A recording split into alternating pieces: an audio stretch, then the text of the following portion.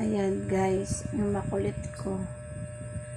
Ilang araw na akong ganito. Laging nanlalambot. Parang masakit yung mga ano ko. Kasu-kasuan. Parang lagi akong naantok.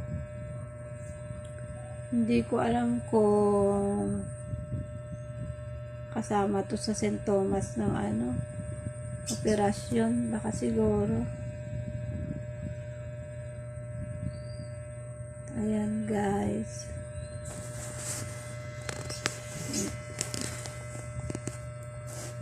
Ilang days na nga to. Laging ganito na. Bukas may lakad na naman ako. May time siya guys na ano. May time siya na alam mo kagaya niyan. Mabigat yung mata ko. Yan. Pero yung diwa ko gising. Yan. Kasi parang natagalan yung ano ko guys. Chemo. Nag-move ako ng ano kasi hindi ko lahat na magawa pa yung result ng laboratory ko. Hindi na nga rin ako mapakali kasi sabi ko baka masama yung matagalan yung pagkikemo. Yan guys.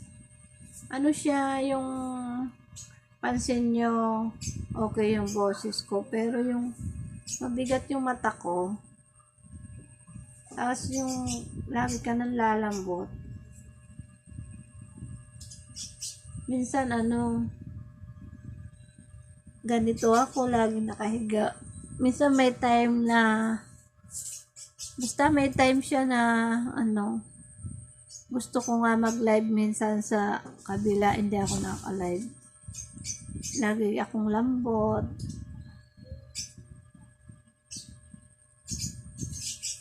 yan tapos yung part dito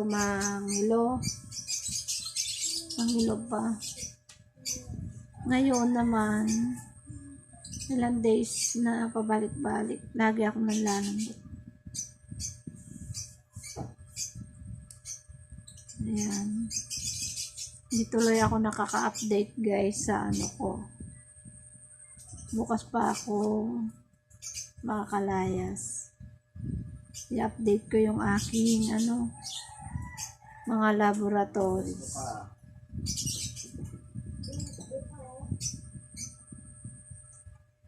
ayan ang sarap matulog guys hindi nahanap yung kaso hindi nahanap yung aray shirt.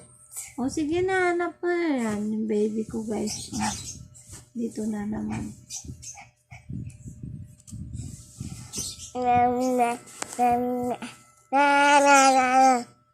bye-bye na yan lang guys bye-bye ginugulo ako lagi pag bye-bye guys